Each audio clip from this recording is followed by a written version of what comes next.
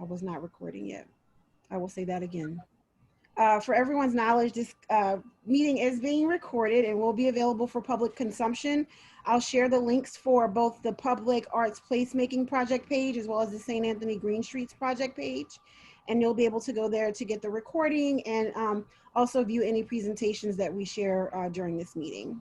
All right, so I am admitting somebody, and Aaron, just give me a second and I'll allow share screen. You should be good to go. Great, thank you. And while Aaron is doing that, I'll introduce myself. My name is Natalie Manning, as you can see on the screen. I am the outreach specialist for the Gentilly Resilience District portfolio of projects and programs. Very excited about the St. Anthony Green Streets project in coordination with the Public Arts Placemaking project. Can't wait to see these like in real life. But we have some phenomenal artists. Thanks so much to the Arts Council of New Orleans for coordinating this, and for the St. Anthony Green Streets project team and the Water Leaders Institute. Everybody has been very instrumental, and we're looking forward to having these be a reality in the neighborhood. Thanks everybody for joining tonight. Thanks, Natalie. I'll do a quick run through of the agenda, and then we've adjusted a little bit. So we'll do quick introductions. There will be a quick kind of question to get everyone thinking about some of the themes that we'll be talking about throughout the hour. The St. Anthony Green Streets update. If folks are interested in that, we'll actually handle that as a breakout room. So Jenny Snape is a project manager, and we can talk about that separately. Otherwise, that means we can have the rest of the hour dedicated to this conversation with Tanya and with Brendon, the artist. So Sarah Woodward from the Arts Council will give us an overview of the public art program for the Gentilly Resilience District, the selection process. Tanya will share a bit about her experience as part of the selection committee. And she and Brendon will lead the discussion where we're thinking about some of the themes that are so central to Brendon's artwork. Ask for you to take a minute using the chat function in Zoom to share your name and pronouns, and also to take a minute to answer this question: what are the beauties and challenges of our city's relationship with water? There's no right or wrong answer, just love to hear people's thoughts right off the bat. And also, if you are not currently on the mailing list but want to receive future updates, please include your email address as well.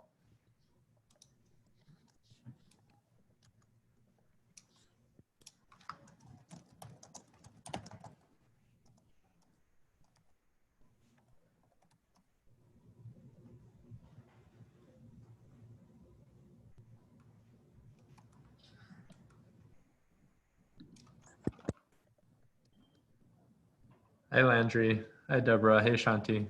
Good to see everyone.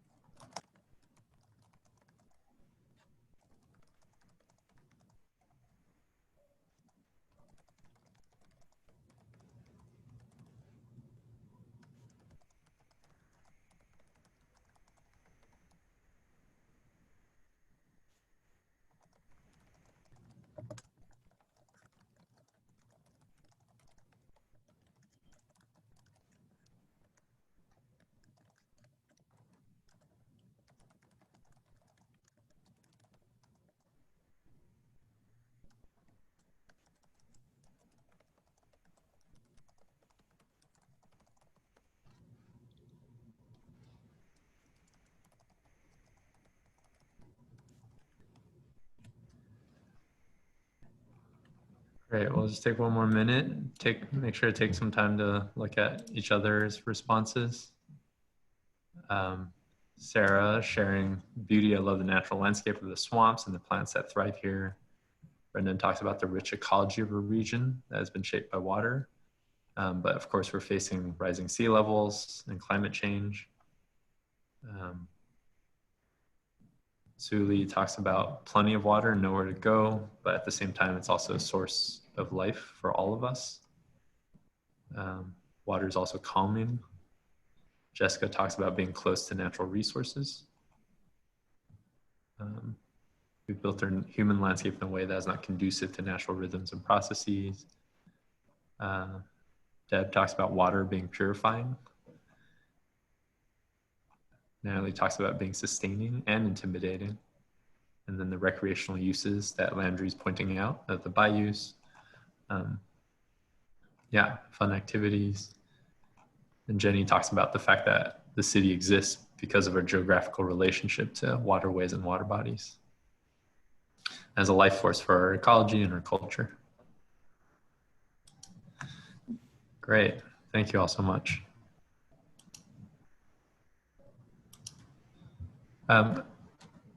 I think most of you know this already, but today's conversation is part of a larger program. We're hosting in total 4 of these conversations with each of the artists that are developing work for the Gentilly Resilience District. The last and next meeting is on Saturday at 11 a.m. and that's with Langston Alston and with Peggy Roosevelt, and that will be really focusing on neighborhood history, the city's history, the past, present, and the future of our place here in the landscape.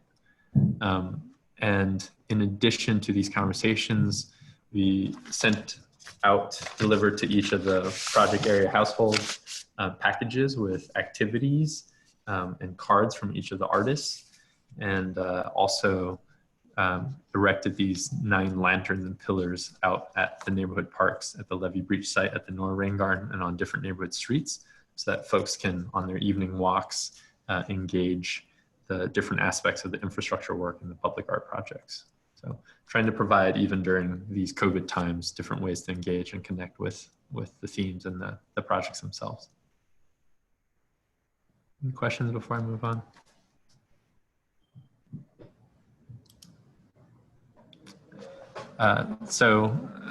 This is what the lanterns look like, the images on the left. And in the package is a map and program. On the project website that Natalie is sharing out, there's also links where you can download all these materials. Again,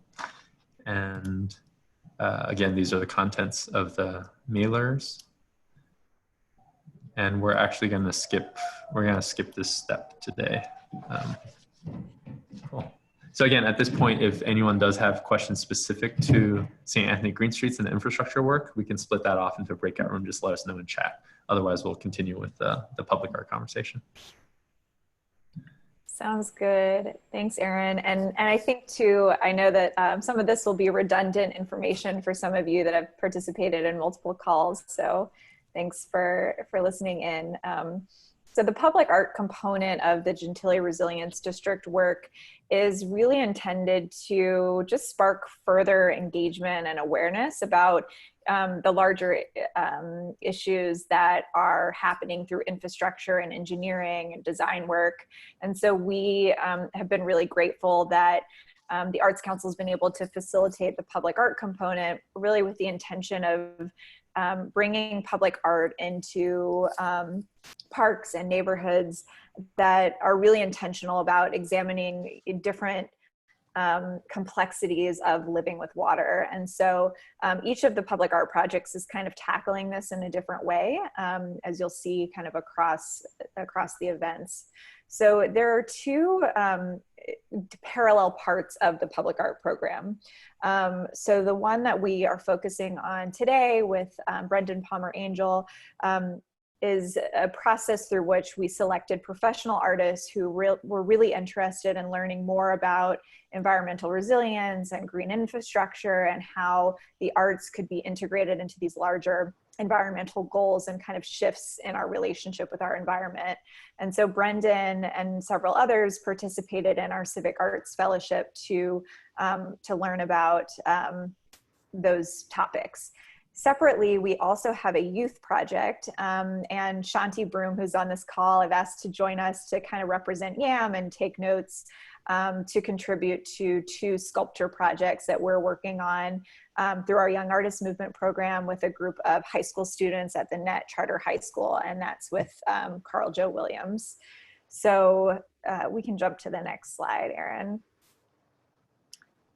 So the public art selection process that led us here began back in December 2019, where we did a call for art, a citywide call for artists, and we selected a cohort of 10 artists who demonstrated just beautiful work through their portfolios, but also really strong interest in being engaged with these issues. And from January to April, they participated in our Civic Arts Fellowship, where they learned from St. Anthony residents. So Peggy Roosevelt has really been instrumental from the beginning. Tanya Jones more recently through the selection process, but really in helping the artists understand the history and the specific challenges around living with water at the neighborhood level and then at the city and coastal level. And we've been grateful to work with the St. Anthony team and with Erin through Water Leaders to really grapple with these issues. And so in May, of course, we were planning to do a lot of things in person. We had an arts festival planned and all kinds of amazing in-person activities, and had to shift course, as we all know. So in May, the artists presented their preliminary proposals to the community through a series of online events where they shared videos of their previous work and presented sort of preliminary concepts. And then based on the feedback that they received, they then submitted, each of the 10 artists submitted their final proposals to our selection committee. And I'm going to pitch it over to Tanya. Of course, Peggy was also on the selection committee. So Peggy, this will be your turn on Saturday. But I'd love for Tanya to just speak a little bit about her experience on the selection committee in choosing Brendon's and the other 2 artist proposals. Great, thank you, Sarah. It was an excellent experience. It was my first time having the opportunity to be part of a public arts selection committee. I've been part of public projects before, but nothing with art. And I am involved with the neighborhood association that we recently started, Mirabel Gardens Neighborhood Association, and was encouraged by one of the people involved with the outreach component of this project to decide or to consider nominating myself to be part of it. And I did that. I was very pleased that I did that. I was selected. I've been a longtime resident of the area, so I felt really excited about having the opportunity to weigh in on a public arts piece that would be part of the community for a long time. So it was about 9 of us on the selection committee, people with different backgrounds, academics to architects. 3 of us were neighborhood residents. We all had the opportunity to equally weigh in based on a rubric that was developed by, I guess, the committee and Sarah and the Arts Council. And so very, very, it was a hard process because there were so many amazing proposals before us. The artists were all excellent, but it came down to each artist was able to present on their proposal, and each of the committee members was able to evaluate proposals based on artistic quality, connection to the goals of the Resilience District, values of the community, and community engagement. So each of us were able to weigh in, and the artist that had the highest score came out with the decision was made to select them. So I felt like it was a great experience. It seemed to be really fair. It was a public meeting, so a lot of people were able to, you could attend if you wanted. So I was just glad, and I thought that we did a great job of weighing all the different factors of what would be good for the different communities and the different neighborhoods. And Brendon's work was really amazing, and I was really happy to be able to get a sense of learning about the artist's work outside of the piece that they proposed for us for this work, that we were provided with links of their work outside of this work. And so, it was nice to look at the artist's work outside of the work that they did. So it was great. It was a great experience. Thank you so much, Tanya. Well, I think that's a great segue into Brendon sharing a little bit about his past work and this proposal, and then we'll jump into the conversation. Hey guys, I'm Brendon. Can you hear me okay? Awesome. So I am originally from upstate New York, just quick background. Moved to New Orleans a few years ago. Most of my work focuses on portraiture, either in the studio on a small scale or a large scale on the street. And I thought I'd show this portrait of Alan Toussaint. It seems like one that people are most familiar with in New Orleans, down on Claiborne Ave. That was a couple of years ago, 2018. So a lot of my work is in spray paint. And then this piece was from last year, much smaller scale, almost like a combination of studio work and the public work. You can see a detailed portrait of Baba Malik Rahim in the lower right-hand corner. So each portrait was its own piece in pastel and charcoal, sealed to be able to survive the elements. Oh, and this is for Paper Monuments project. They were really focused on sort of untold citizen-centered histories after the monuments had come down, just sort of understanding, what were stories that we should venerate in public spaces, and collecting those stories from citizens. So let's see, yeah, and this is now permanently at the New Orleans African American Museum. Yeah, we can go to the next one. And then this is just a example of some studio portraiture, a new series that I'm starting of large scale portraiture in the studio, about 4 by 6 feet, oil paint, and detail on the right.